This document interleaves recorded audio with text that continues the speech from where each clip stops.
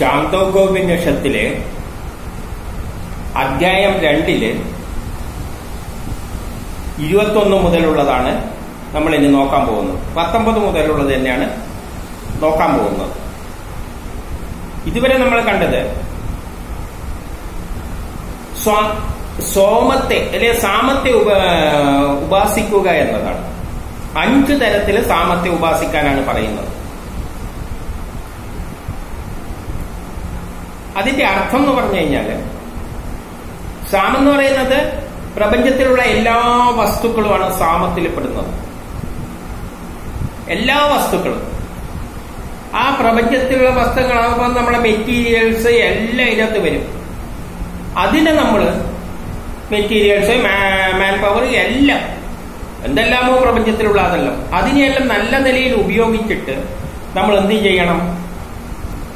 ലോക പുരോഗതിക്കായിട്ട് നമ്മൾ better utilisation of material എന്ന് പറയും സയൻസിലല്ല, ആധുനിക മാനേജ്മെന്റിൽ. നമ്മൾ പ്രകൃതി വിഭവങ്ങളെല്ലാം നമ്മൾ ശരിയായ നിലയിൽ ഉപാസിക്കുക എന്ന് പറഞ്ഞാൽ ഉപയോഗിക്കണം. അതിനെ അതിൻ്റെതായ നിലയെ നഷ്ടപ്പെടുത്താതെ അതിനെപ്പറ്റി ശാസ്ത്രീയമായിട്ട് മനസ്സിലാക്കിക്കൊണ്ട് ഉപയോഗിക്കുക എന്നതാണ് ഉപാസന കൊണ്ട് അർത്ഥമാക്കുന്നത്. അപ്പൊ അങ്ങനെ വരുമ്പോൾ 5 തരത്തില് മെറ്റീരിയൽസിനെ ക്ലാസിഫൈ ചെയ്തിട്ട് തരംതിരിച്ചിട്ട് ഉപയോഗിക്കാനാണ് പറയുന്നത്. എന്താണെന്ന് പറയാം. മോഡേൺ മെറ്റീരിയൽ മാനേജ്മെന്റിലുള്ള തത്വമാണ് മെറ്റീരിയൽസിനെ ക്ലാസിഫൈ ചെയ്യുക. ABC ക്ലാസിഫൈ എന്ന് പറയും. ഒരു മെത്തേഡാണ് ABC ക്ലാസിഫിക്കേഷൻ. നമ്മൾ ഉദാഹരണമായിട്ട് അടുക്കളയിലും എല്ലാം സാധാരണ ഉപയോഗിക്കുന്ന തത്വമാണ്. വിലയുള്ള മെറ്റീരിയൽ, പകുതി സാധാരണ വിലയുള്ള മെറ്റീരിയൽ, വില കുറഞ്ഞ മെറ്റീരിയൽ, ഇങ്ങനെ 3ആയി തിരിച്ചിട്ട് വിലയുള്ള മെറ്റീരിയൽ നമ്മൾ വളരെ കുറച്ചേ വാങ്ങുള്ളൂ. എന്നിട്ട് വില ഒരുമാതിരി വിലയുള്ള സാധനങ്ങളെല്ലാം, അതായത് വിലയുള്ള മെറ്റീരിയൽ, ഉദാഹരണമായിട്ട് ഇറച്ചിയെല്ലാം നമ്മൾ വാങ്ങുന്നത് കുറെ ദിവസത്തേക്ക് നന്നേക്ക് വാങ്ങുള്ളൂ, കാരണം വിലയുള്ളതാണ്.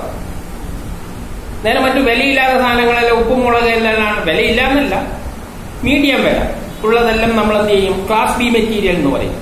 അത് 1 മാസത്തേക്കുള്ള വാങ്ങി വെക്കും.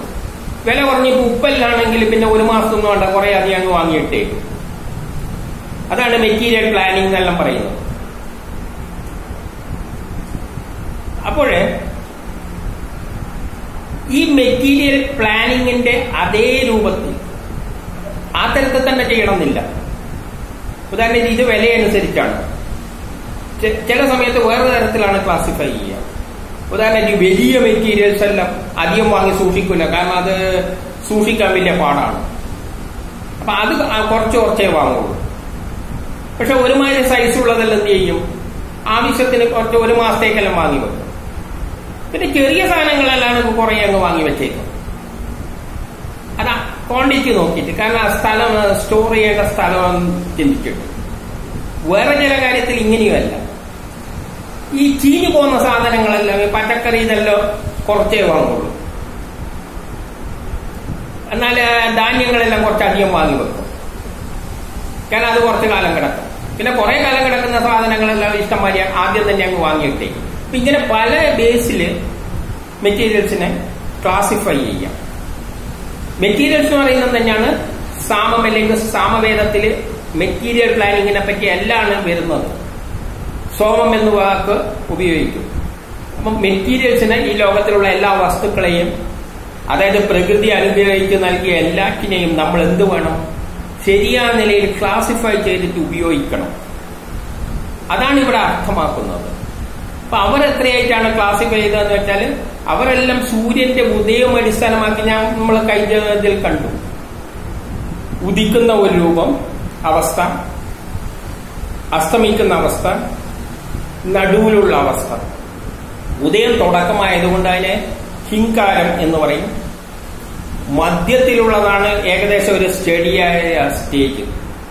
അതിനെ നമ്മൾ ഉദ്ഗീതം എന്ന് പറയും. ഉദ്ഗീതം എന്ന് പറയുമ്പോൾ നേരത്തെ പറഞ്ഞ മാതിരി ശാശ്വതമായ ആ ബ്രഹ്മം, അത് മധ്യത്തിലാണ് എപ്പോഴുള്ളത്. ഇപ്പൊ ഇടതുപക്ഷം, വലതുപക്ഷം, പിന്നെ ഒരു നടുവിലുള്ള ഒരു സ്ഥാനമുണ്ട്, മധ്യത്തിൽ നിൽക്കുന്നവർ. പിന്നെയുള്ളത്, അപ്പൊ ഇങ്ങനെയെല്ലാം പറയാം. അപ്പൊ 3 അവസ്ഥയായി.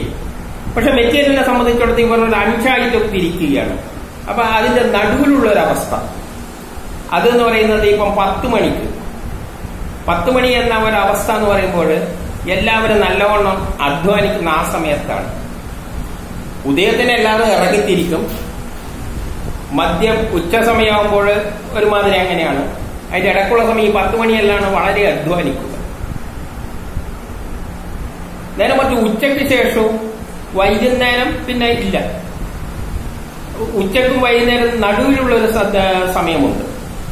അതെന്ന് പറയുന്നത് അധ്വാനിക്കുമെന്ന് വെച്ചാൽ അധ്വാനിക്കും.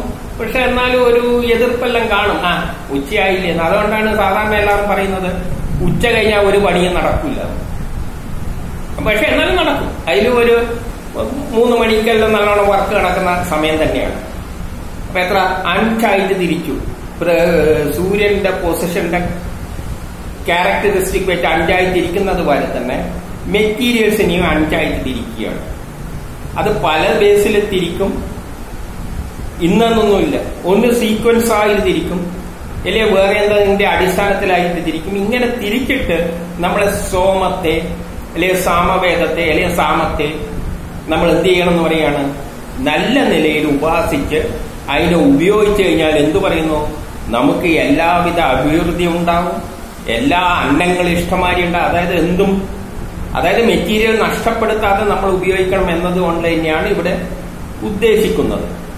അപ്പൊ അവരെ ക്ലാസിഫൈ ചെയ്യുന്നത് 3 വിധത്തിലാണ്, 5 വിധത്തിലാണ് എന്ന് പറഞ്ഞു. അതില് ചിലതെല്ലാം എന്തായിരിക്കും സീക്വൻസിൽ ചെയ്യും. അപ്പൊ 5ന് ആദ്യം എന്ന് പറയുന്നത് ഉദിക്കുന്നത് തുടക്കമായോണ്ട് ഹിങ്കാരം. അത് കഴിഞ്ഞിട്ട് ഒരു 10 മണി അടുപ്പിച്ചുള്ള സൂര്യന്റെ പൊസിഷനെയാണ് അവർ എന്ത് പറയുന്നത് പ്രസ്ഥാവം. ഏറ്റവും നടുക്കുള്ളത് ഉദ്ദീകം. ഒരു 3 മണി അടുപ്പിച്ചിട്ടുള്ളത് പ്രതിഹാരം. അവസാനം സന്ധ്യാസമയം നിധനം. ഇങ്ങനെ ഒരു 5 പേരിൽ ക്ലാസിഫൈ ചെയ്തിട്ടാണ് അവർ എന്ത് ചെയ്യുന്നത്, മെറ്റീരിയൽസ് എല്ലാ വസ്തുക്കളെയും അവർ ക്ലാസിഫൈ ചെയ്ത് തരംതിരിച്ച് കാണിച്ചു തരികയാണ്. അതിന്റെ അടിസ്ഥാനത്തിലാണ് അവർ സാമത്തെ ശരിയായ നിലയിൽ ഉപയോഗിക്കണം എന്ന് അവർ പറയാണ്. അല്ലെങ്കിൽ സോമം എന്ന് പറയുമ്പോൾ മെറ്റീരിയൽസ് എല്ലായിട്ട് എടുക്കാം. അപ്പം ചിലത് സീക്വൻസ് ആയിട്ട് എന്ന് പറയാണ്. ഉദാഹരണമായിട്ട് രോമം ഹിങ്കാരമാണ്. രോമം അത് കഴിഞ്ഞാൽ തൊട്ട് വരുന്നത് ഏതാണ്, തൊലിയാണ്. അത് പ്രസ്താവമാണ്. അത് കഴിഞ്ഞാൽ മാംസം വരും, അത് ഉദ്ദീകമാണ്. അത് കഴിഞ്ഞ അസ്ഥി വരും, അത് പ്രതിഹാരമാണ്. അതിന്റെ അകത്തുള്ള മജ്ജ നിധനമാണ്. അങ്ങനെ അത് സീക്വൻസ് ആയിട്ട് വഴിക്കെന്ന് പറഞ്ഞു. അങ്ങനെ തന്നെ എല്ലായിടത്തും പറയണമെന്നില്ല, വേറെത്തിയിലും അങ്ങനെ തന്നെ പറഞ്ഞു.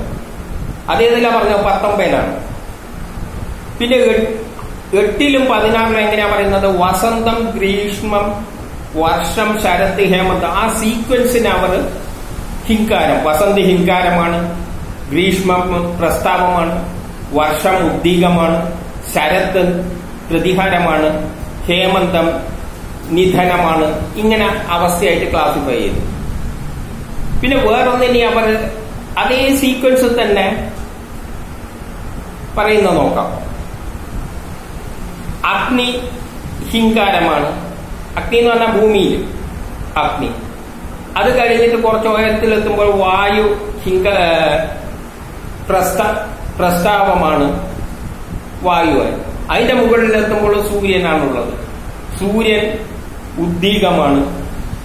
അതിന്റെ അപ്പുറം കഴിഞ്ഞ നക്ഷത്രം, അത് പ്രതിഹാരമാണ്. അതിന്റെ അപ്പുറമുള്ളത് എന്ന് പറയുന്നതിന് പകരം ചന്ദ്രനെപ്പെടുത്തി. കാരണം സൂര്യന്റെ ഇതെല്ലാം സൂര്യനുമായിട്ട് ബന്ധപ്പെട്ടാണ്, നേരെ ഓപ്പോസിറ്റ് കൂളായിട്ടുള്ള സാധനമാണ്. അപ്പൊ ചന്ദ്രൻ അവസാനത്തേലിപ്പത്തി എന്തു പറഞ്ഞു, നിധനമാണെന്ന് പറഞ്ഞു. അത് 20ൽ പറഞ്ഞതാണ്. 6ലും 18ലും എന്താ പറയുന്നതെന്ന് വെച്ചാൽ കോലാട് ഹിങ്കാരമാണ്. കോലാടെന്ന് തുടങ്ങിയിട്ട് പറയാണ്, അതുകൊണ്ടാണ് ഹിങ്കാരം. കുറിയാട് എന്ന് പറയുന്നത് എന്താ ഉദ്ദേശം, സാധാരണ ആടായിരിക്കും. അപ്പൊ ആടിനെക്കാട്ടി കുറച്ചും കൂടി നല്ലതാണ്, പാലെല്ലാം കിട്ടുന്നതായോണ്ടായിരിക്കാം രണ്ടാമത് പറഞ്ഞ. അത് പ്രസ്താവമാണ്. പിന്നെ ഗോക്കള്, പശുക്കള്, അത് ഉദ്ഗീതമാണ്. അപ്പം ആടിനെക്കാട്ടിയും കുറച്ച് നല്ലത് പശു. പിന്നെ അതിലും കുറച്ച് നല്ലത് എന്താണ്? ഇതെല്ലാം പാല് മാത്രമാണ്. അശ്വങ്ങള്, കുതിര, അപ്പൊ പ്രതിഹാരമാണ്. അതിൽ നിന്നുള്ള ഒരു എതിരിടാനുള്ള ശക്തിയെല്ലാം ഉള്ളതുകൊണ്ട്, നല്ല സ്ട്രോങ് ആയതുകൊണ്ട്. അപ്പൊ മറ്റേനെക്കാട്ടി സ്ട്രോങ് ആണ്, കുറച്ചും കൂടി അഡ്വാൻസ്ഡ് മൃഗമാണ്. അതുകൊണ്ട് അത് പ്രതിഹാരമാണ്. അതിനെക്കാട്ടി അഡ്വാൻസ്ഡ് ആണ് പുരുഷൻ, അത് നിധനമാണ്. ഒരു ക്രമത്തിൽ അവർ എല്ലാത്തിനെയും ക്ലാസിഫൈ ചെയ്യാണ്. ഇത് വേറെ എന്ത് പറയുന്നു? മഥനം ഹിങ്കാരമാണ്. മഥനം അതായത് അരണിയെല്ലാം കടഞ്ഞെടുക്കുമ്പോഴാണല്ലോ എന്തുണ്ടാകുന്നത്, തുടങ്ങുന്നത് അവിടെ നിന്നാണല്ലോ, അത് ഹിങ്കാരമാണ്. അത് കഴിഞ്ഞിട്ട് ധൂമം, അപ്പൊ എന്ത് തുടങ്ങും? പുക വരാൻ തുടങ്ങും. അത് രണ്ടാമത്തത്, അത് പ്രസ്താവമാണ്. പിന്നെ കത്താൻ തുടങ്ങും, അത് ഉദ്ഗീകമാണ്. പിന്നെ കനലായി കുറച്ച് കനലുമായി തോന്നും അവസാനം, അത് പ്രതിഹാരമാണ്. പിന്നെ അവസാനം ശമനം, എല്ലാം സ്മെല്ലായിട്ട് അങ്ങനെ തീർന്നത്, അത് നിധനമാണ്. അപ്പൊ എല്ലാം ഒരു സീക്വൻസിൽ പറയാം. അതിന് വേറെ കാര്യങ്ങളൊന്നുമില്ല. അതായത് മെറ്റീരിയൽസിനെ ഇങ്ങനെ ക്ലാസിഫൈ ചെയ്യണം എന്നുള്ള പല ഉദാഹരണത്തായിട്ട് അവർ പറയുകയാണ്. ഇത്തരത്തിലെല്ലാം നമുക്ക് ക്ലാസിഫൈ ചെയ്യാം. എന്നിട്ട് 21 എന്ത് പറയുന്നു? ത്രൈവിദ്യ ഹിങ്കാരമാകുന്നു. അതായത് 3 വിദ്യകൾ, ഋഗ്വേദം, യജുർവേദം, സാമവേദത്തിൽ നിന്നാണ് വേദങ്ങളുടെ അടിസ്ഥാനത്തിലാണ് തുടങ്ങുന്നത്. അപ്പൊ അത് ഹിങ്കാരമാണ്. വേദത്തിന്റെ ശാസ്ത്രത്തിന്റെ അടിസ്ഥാനത്തിൽ എന്തുണ്ടാകുന്നു? 3 ലോകങ്ങൾ ഉണ്ടാകുന്നു. അത് പ്രസ്താവമാണ്, 3 ലോകങ്ങൾ. അത് കഴിഞ്ഞിട്ട് വായു, ആദിത്യൻ, സൂര്യൻ ലോകത്തിന്റെ അകത്ത് വരുന്നത്, അത് ഉദ്ഗീതമാണ്. അതിന്റെ അടിയിൽ വരുന്നത് ഏതെല്ലാം? നക്ഷത്രങ്ങളും പക്ഷികളും. അതിനത്ര ഇമ്പോർട്ടൻസ് നമുക്കില്ല. അതുകൊണ്ട് അതിനെന്താക്കി? പ്രതിഹാരമാക്കുന്നു. അതിന്റെ താഴത്ത് വരുന്ന സർപ്പങ്ങള്, പിതൃക്കള് എന്നെല്ലാം പറയുകയാണ്. പിതൃക്കൾ എന്നുള്ള മരിച്ചു കഴിഞ്ഞവര്, മരിച്ച് പാതാള ലോകത്തിലേക്ക് പോകുന്ന അവസ്ഥയിൽ, അല്ലെ സർപ്പങ്ങൾ എന്നെല്ലാം പറഞ്ഞാൽ സൂര്യനുള്ളതൊന്നും വരില്ല, രാത്രി വരുന്ന കാര്യങ്ങളാണ്. അതിനെല്ലാം നിധനമാണെന്ന് പറയുന്നു. എന്നിട്ട് എന്ത് പറയുന്നു? 22 സാമകാലം ഞാൻ പ്രാർത്ഥിക്കുന്നു. എന്നിട്ട് പറഞ്ഞു, ഈ സാമത്തെ നമ്മൾ എന്ത് വേണം?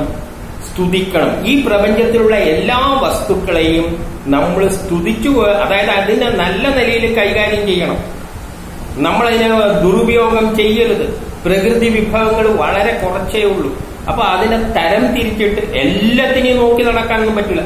തരം തിരിച്ചിട്ട് അതിന്റെ പ്രാധാന്യമനുസരിച്ച്, ഇവിടെ പ്രാധാന്യമനുസരിച്ചാണ് പറയുന്നത്, സീക്വൻസ് ആയിട്ടാണ്. അതിന്റെ പ്രാധാന്യമനുസരിച്ച് അതിനെ ഓരോന്നിനും എന്ത് വേണം? നമ്മൾ സംരക്ഷിക്കണം. നല്ല വിലയുള്ളതോ അമൂല്യമായതല്ല, അതിന്റെ പ്രാധാന്യം കൊടുക്കണം. ആ ക്രമത്തിൽ നമ്മൾ സംരക്ഷിക്കണം.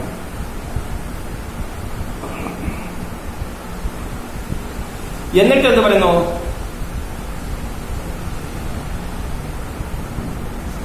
സോമൻ ദേവതയായുള്ള ഉദ്ഗീതം സ്പഷ്ടമാണ്.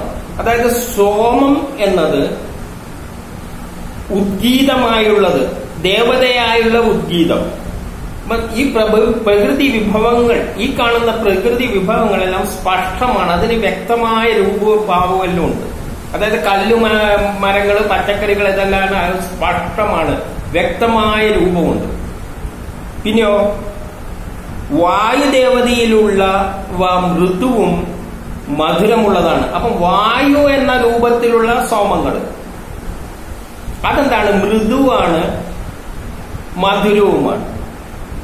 പിന്നെ ഇന്ദ്രൻ ദേവത പോലെയുള്ളത് ബലമുള്ളതാണ്.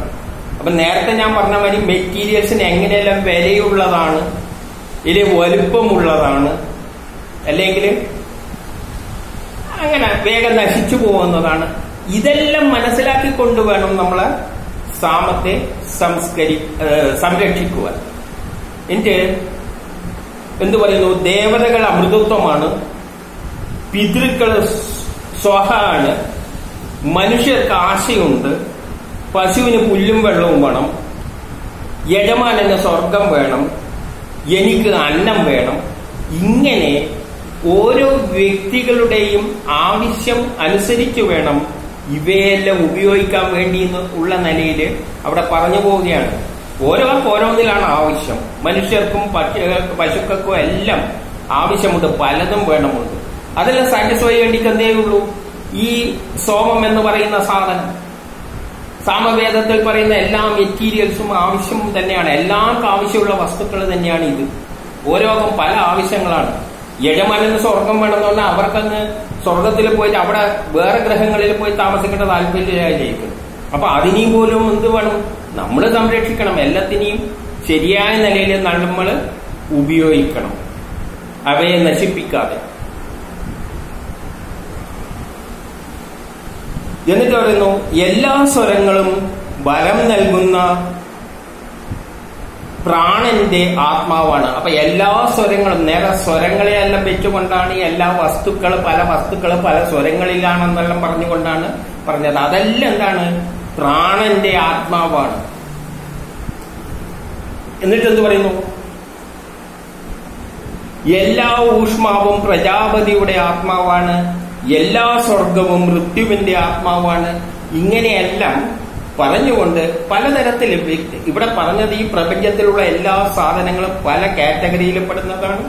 അവയെല്ലാം നമ്മൾ എന്ത് വേണം, ശരിയായ നിലയിൽ സംരക്ഷിക്കണം. ഇത്രയും കാര്യം അതിന് എന്തേ ഉള്ളൂ, ഇവിടെ പറഞ്ഞെന്തേ ഉള്ളൂ, സോമത്തെ അല്ലെങ്കിൽ സാമവേദവുമായിട്ട് ബന്ധപ്പെട്ട എല്ലാ വസ്തുക്കളെയും നമ്മൾ അതിൻ്റെതായ പ്രാധാന്യം കൊടുത്തുകൊണ്ട് ഒരു സീക്വൻസ് ആയിട്ട് അറേഞ്ച് ചെയ്തിട്ട് 5 കാറ്റഗറിയായി തിരിച്ച് അറേഞ്ച് ചെയ്തിട്ട് എന്ത് വേണം, അതിൻ്റെതായ ഇമ്പോർട്ടൻസ് കൊടുത്തുകൊണ്ട് സംരക്ഷിക്കണം, എന്നിട്ട് ഉപയോഗിക്കുകയും വേണം. എങ്കിൽ നമുക്ക് എന്ത് പറ്റും, ഭൗതിക സുഖങ്ങള് നല്ല അതായത് പെട്രോളും ഡീസലും എല്ലാം എണ്ണ അമൂല്യമാണ്, അതൊന്നും നശിപ്പിക്കരുത്. അപ്പം ചില മെറ്റീരിയൽസ് പ്രകൃതിയിൽ വളരെ കുറച്ചേ കാണുകയുള്ളൂ. അവയിൽ എന്ത് വേണം, ഒരു പ്രത്യേക കാറ്റഗറിയായി തിരിച്ചിട്ട് എല്ലാ വസ്തുക്കളെ ആ ക്രമത്തിൽ കാറ്റഗറിയായിട്ട് തിരിച്ചിട്ട് ആ തരത്തിൽ അതിനെ സംരക്ഷിക്കണം, എന്നിട്ട് ഉപയോഗിക്കുകയും വേണം. അപ്പൊ എന്ത് പറ്റും, നമുക്ക് ലോകം പുരോഗമിച്ച് അല്ലെങ്കിൽ പുരോഗമിച്ച് വരച്ച് പോകുമ്പോൾ പിന്നെ എന്ത് പറ്റും, മെറ്റീരിയൽ എല്ലാം അങ്ങ് ദൂർത്തടിച്ച് തീർത്തു കഴിഞ്ഞാൽ പിന്നെ അവസാനമുള്ള അവസ്ഥ എന്തായിരിക്കും, അതാണ് ഇവിടെ പറഞ്ഞ് നിർത്തുന്നത്.